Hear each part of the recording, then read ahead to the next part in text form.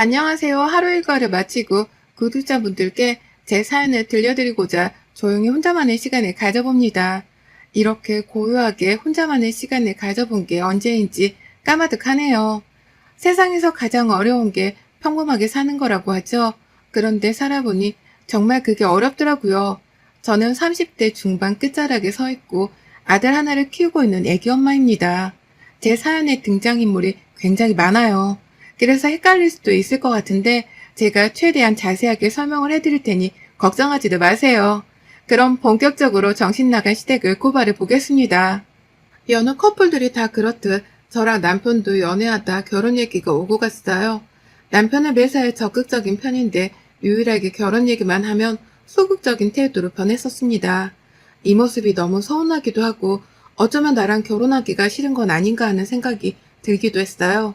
저희 남편과 저는 한 번씩 아픔이 있는 사람들이라서 연애도 신중했고 결혼은 더더욱 신중했죠. 전 남편과 저는 결혼한 지 2개월 만에 바로 헤어졌는데 이유는 전 남편의 바람 때문에 뒤도 안 보고 바로 손절을 해버렸습니다. 바람은 한 번이 어렵지 두세 번은 쉽거든요. 봐달라고 정말 미쳤었다고 빌고도 빌었지만 전 받아주지 않았고 그렇게 이혼을 했습니다. 당연히 힘든 시간을 보냈지만 전 남편과 제 사이에 아이가 있던 것도 아니고 2개월이라는 짧은 시간 안에 헤어져서 그런지 오히려 괜찮기도 했어요. 그러나 저희 남편은 전처와 조금은 달랐습니다. 전처와의 사이에서 아이가 있어요. 딸아이라고 들었고 사진은 한 장도 없다고 해서 저도 본 적이 없습니다. 남편의 입을 통해 들은 이혼 사유는 전처와 너무 오래 봤고 너무 오래 싸웠다는 이유였어요. 처음에는 이게 무슨 말인가 싶었는데 이 둘의 관계는 꽤 오래 이어진 관계였죠. 10대 때부터 만났고 뭣도 모르던 철부지 시절에 사고 쳐서 애를 덜컥 낳아버리고 살았다고 합니다. 그 후부터는 어떻게 살기는 살았으나 매일같이 전쟁을 치렀고 결국 별거 생활을 하면서 지내다 이혼을 했다고 해요. 지금은 서로 죽일 듯 싫어하는 사이라서 전처가 아이도 보여주지 않습니다. 심지어 남편도 본인의 딸이지만 전처를 너무 닮아서 솔직히 안 보고 싶다고 말할 정도로 전처가 싫다고 했어요. 그래도 양육비는 한 번도 빠지지 않고 매달 꼬박꼬박 챙겨주고 있습니다. 말은 저렇게 해도 본인 자녀에게 아빠로서 할 도리는 최선을 다하고 있었죠. 저랑 남편의 공통점 중 하나는 전 배우자들이 외도를 했다는 거라서 그런지 대화도 잘 통했고 뭔가 같은 상처가 있으니 더욱 끌리기도 했습니다. 이 사람이라면 제가 뭐든 믿고 해낼 수 있을 것 같은 그런 느낌이 들었어요. 심지어 처음 만남을 시작할 때도 머뭇거리는 제게 먼저 확신을 줬습니다. 당신이 망설이는지 아는데 우리 서로 신중할 수밖에 없는 건 너무 당연하잖아. 그치만 나 그 말은 정말 해주고 싶어. 당신이라면 절대 하기 싫었던 재혼을 하고 싶어. 이 말이 뭐냐면 당신이랑 잘 만나다가 새로운 가정을 꾸리고 싶어. 그러니까 우리 서로 노력해보지 않을래? 그렇게 말해줘서 고마워. 그치만 난 솔직히 아직도 용기가 부족해. 정말 바보 같지만 미안해. 답답하지? 나도 이런 데가 답답하기는 한데 내가 다치는 게 싫어서 새로운 시작조차 하기가 싫거든. 무슨 마음인 줄 알아. 그래서 당신에게 확신을 주는 거야. 그냥 가볍게 던지는 말 절대 아니고 나 진지하게 말하는 건데 당신이라면 진심으로 다시 내 인생을 시작해보고 싶어. 우리 잘 만나다가 결혼하자. 남편은 제게 먼저 결혼을 전제로 만남을 갖고 싶다고 말을 했습니다. 그 말을 들으니 단순히 연애만 대충 즐기다 끝내고 싶다는 게 아니구나 라는 확신이 들어서 남편과 연애를 시작한 거였죠. 그런데 막상 1년이 지나고 2년이 지나고 슬슬 결혼하자고 얘기를 하니 남편의 태도는 달라졌습니다. 나이도 있고 심지어 저는 아이를 낳고 싶었기 때문에 더 늦기 전에 결혼을 해야 했어요. 남편에게 이제 결혼 준비를 시작하자 양가에 인사를 드리러 가자고 말을 하면 남편은 싫다고 말하지 않고 이리저리 대답을 회피하는 게 보였습니다.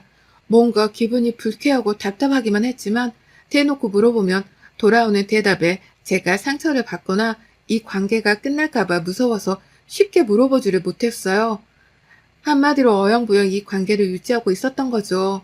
그렇게 관계를 유지하고 있는데 남편에게 결국 답답함을 견디지 못하고 말해버렸습니다. 당신 언제까지 대답을 회피할 거야? 결혼하기가 싫으면 싫다고 말을 해. 사람 바보 만들지 말고. 그게 무슨 소리야? 내가 언제 결혼하기가 싫다고 했어? 왜 멋대로 판단해?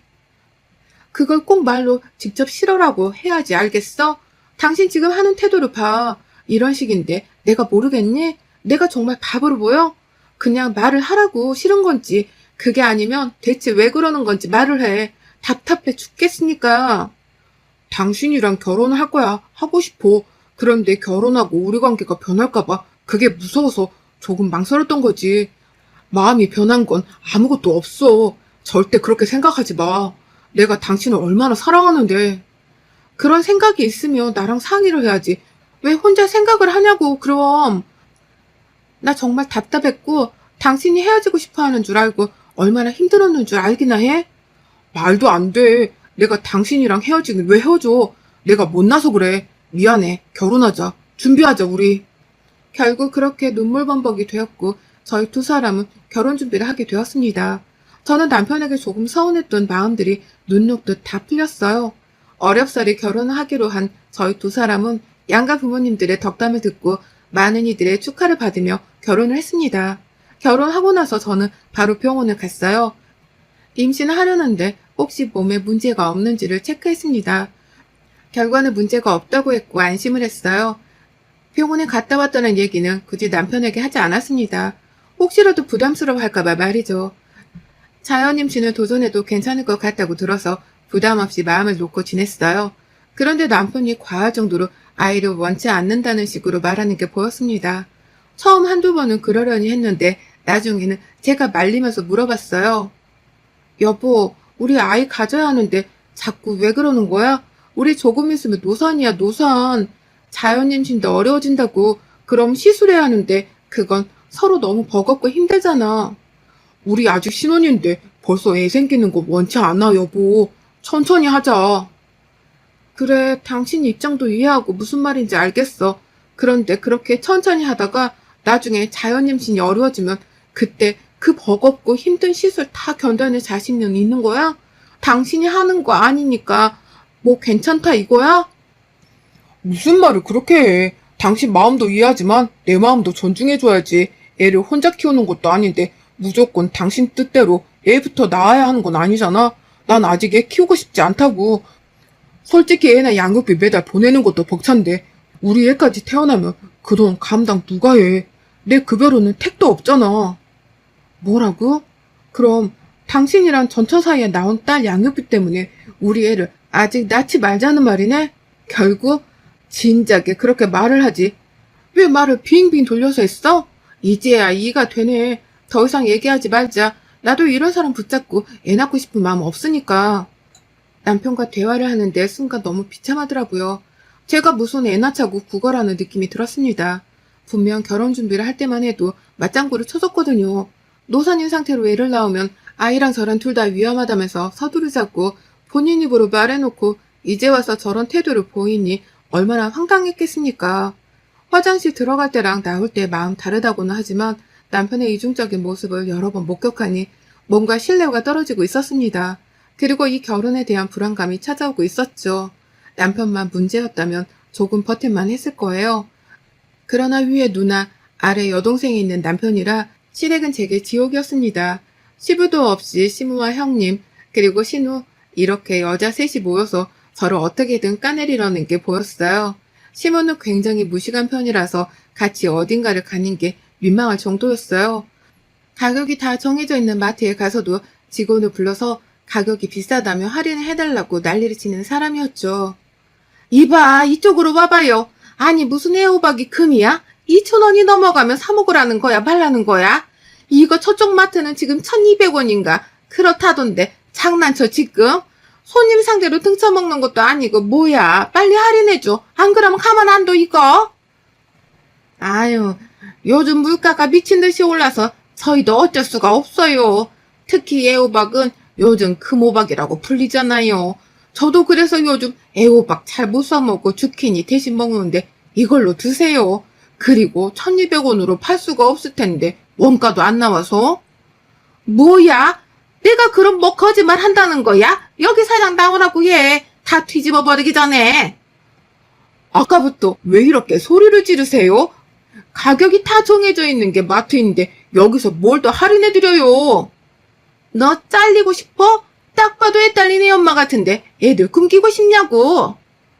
아니, 근데 이 할머니가 보자보자니까 말을 그냥 막 하시네. 내가 그만둘 때 그만두더라도 당신 같은 사람은 가만 안 둬. 2,000원 하는 애호박이 비싸서 못 사 먹으면 먹지를 말 것이지 왜 이 난리야, 어? 뭐야? 내가 지금 2,000원이 없어서 이 난리를 치겠어? 저는 결국 심호를 온몸으로 뜯어 말렸고 직원분께 죄송하다고 몇 번을 사과했는지 모르겠어요. 정말 부끄럽고 창피했는데 제가 심호를 말렸더니 오히려 제게 더 큰 소리를 쳤습니다. 본인은 왜 말리냐고, 잘못한 건 저 여자인데 왜 본인이 잘못한 것처럼 말리냐고 난리를 쳤고 결국 마트 책임자까지 나와서 한바탕 소란을 피우고 저희는 장도 못 본 채 나왔어요. 집 가는 길 내내 씩씩거리는 심호의 욕을 제가 대신 들어야 했고 상황이 이렇다 보니 심호랑 단둘이 어딜 가기가 싫었습니다. 쪽팔리고 창피하잖아요. 형님도 심호랑 성격이 똑같습니다. 무조건 큰 소리부터 내면 이기는 줄 알고 욱하는 성격이 있어요. 사람이 굉장히 부정적이고 누가 본인에게 조금만 거슬리는 행동을 해도 그걸 못 참고 바로 질러버리는 성격이었습니다. 신우는 형님과 심호랑은 조금 다른데 사람 약 올리는 재주가 있었죠. 얼마나 비아냥거리는지 오히려 셋 중에 신우 때문에 열받던 일이 가장 많기는 했어요. 결론은 이 셋 다 너무 버겁다 보니까 어울리는 게 싫었습니다. 제가 시댁만 가면 기가 막 빨리는 기분이 들었어요. 저도 성격이 좋은 편이 아니거든요. 착한 사람도 아니고 온순한 성격도 전혀 아닌데 그런 저를 능가하는 이 사람들은 대체 뭐하는 사람들인지 알다가도 모를 일이었습니다. 시몬을 자주 봐야 친해진다는 주의여서 굳이 저희 부부를 시댁에 초대해서 밥도 먹이고 막 그랬어요. 그냥 쉬게 냅뒀으면 하는 마음이 있었는데 말이죠. 또 저희 부부가 시댁에 간다는 걸 들으면 형님도 오셨거든요. 신우는 시모랑 같이 살고 있으니 당연히 시댁에 있었고요. 이렇게 되면 또 이 세모녀에 쌓여서 저는 기가 빨리는 겁니다. 평상시 대화를 잠깐 들려드려 볼게요. 새언니, 피부과 다녀요? 언니 나이쯤 되면 다니면서 관리하지 않나? 가만 보면 새언니 피부 좋은 것도 안 좋은 것도 아니고 조금 애매해. 그치 언니? 나도 느꼈어 옳게. 그거 관리해. 안 그러면 나중에 폭삭 늙어 주름 생겨서 처지는 것도 한순간이다. 그건 그렇고 둘이 잘 지내고 있어? 뭐라고? 둘이 뭘 했다고? 아니, 안 싸우고 잘 지내고 있냐고 물어봤어. 싸우긴 왜 싸워? 싸우기만 해봐. 아주 내가 가만 안 두지. 그렇게 결혼하겠다고 잘 살겠다고 해놓고 싸우는 건 내가 용납 못하지. 그치, 솔직히 우리 오빠가 한 번 갔다 왔으니까 그러려니 하고 엄마가 받아준 거지. 안 그랬음 세언니 안 받아줬을걸요? 우리 엄마가 찜해도 며느리감을 보면 능력들이 대박이거든. 그건 그렇지. 늘 병심에 옳게. 또 이혼하고 싶은 건 아닐 거 아니야. 서로 이해하고 배려하라고. 우리 부부는 싸우지도 않고 애 둘 낳고 잘 살고 있잖아. 우리라고 서로 불만이 없겠어? 다 이해하고 배려하는 거야. 옳게는 그걸 못해서 이미 한 번 실패한 거잖아. 엥? 아니야 언니. 새언니 첫 남편 바람나서 이혼한 거잖아. 남편이 바람나는 것도 그거 다 여자 잘못이다. 지가 똑바로 간수 못하니 바람이나 피지. 제 얘기를 하고 있고 제게 질문을 수없이 하지만 정작 제가 대답할 틈을 주지 않는 게 이들의 대화하는 방식이었죠. 늘 이런 식으로 셋이서 꿍짝하며 은근슬쩍 저를 남편보다 아래라고 못 박듯이 말을 했습니다. 남편을 이겨먹겠다고 생각을 해본 적도 없는데 저런 말을 들으니까 너무 화가 났지만 저걸 또 상대하고 받아치면 5분이면 끝날 대화가 15분, 20분이 되니까 그냥 입 다물고 있었어요. 그래야 조금이라도 빨리 집에 돌아가니 말이죠.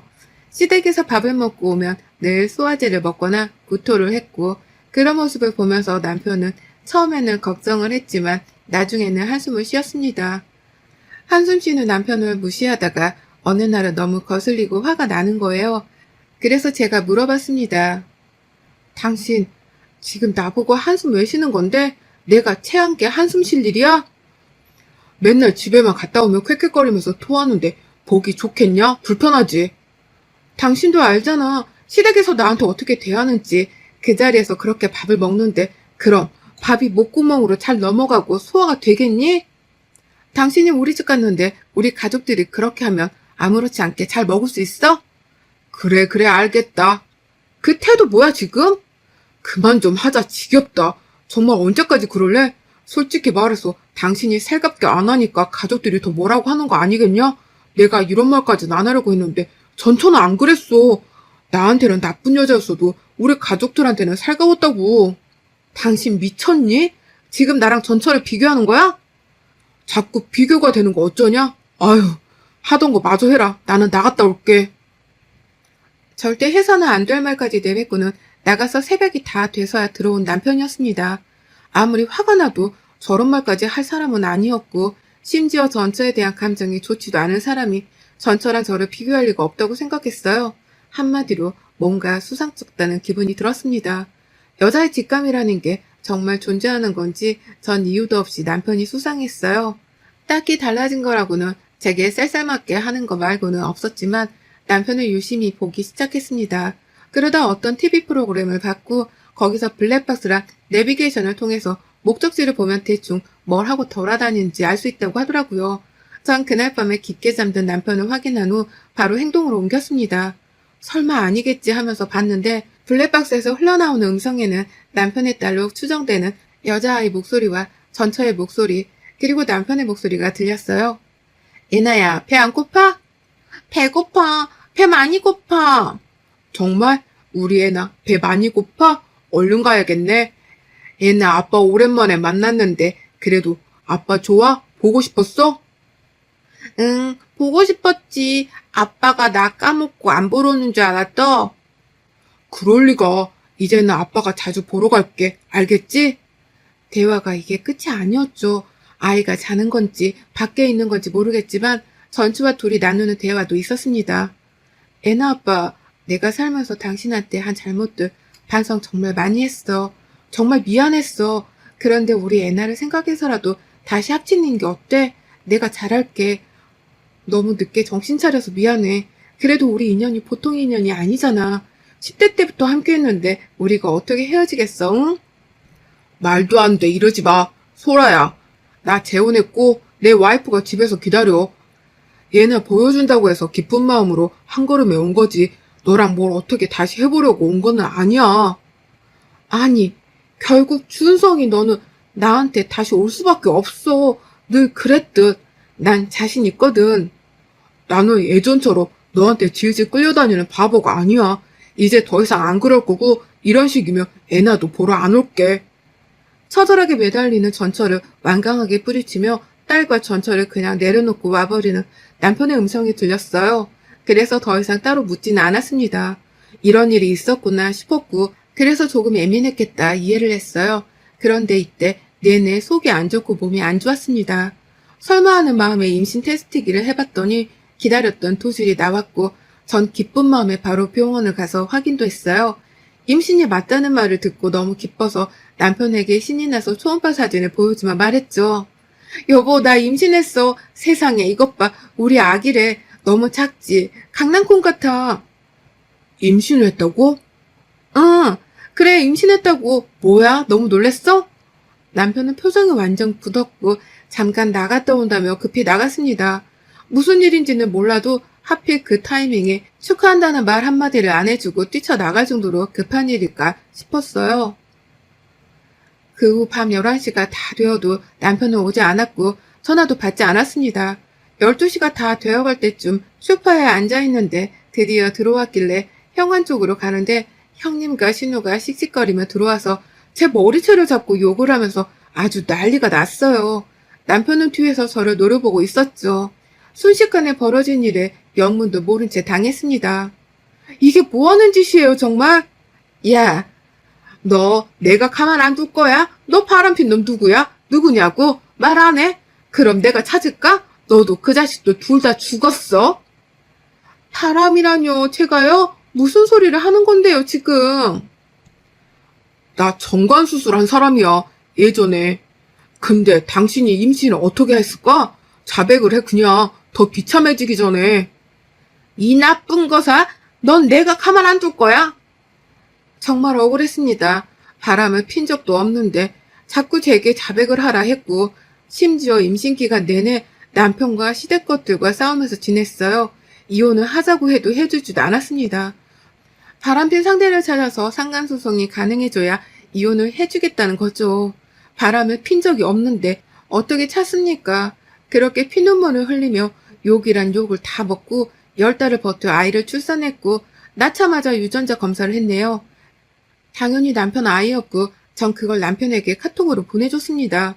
그러자 집에서 형님과 신우가 찾아왔고 들어오자마자 아무 말도 안 하고 무릎을 꿇었죠.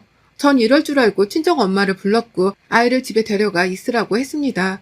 그 후 저희 언니랑 오빠를 불렀고 똑같이 해줬어요. 언니랑 오빠도 형님과 신우 그리고 남편 빰부터 시작해서 머리채를 잡고 반 죽였습니다. 한참을 그러다 저희 오빠가 말했어요. 세민이 너 말해. 이혼할래 말래?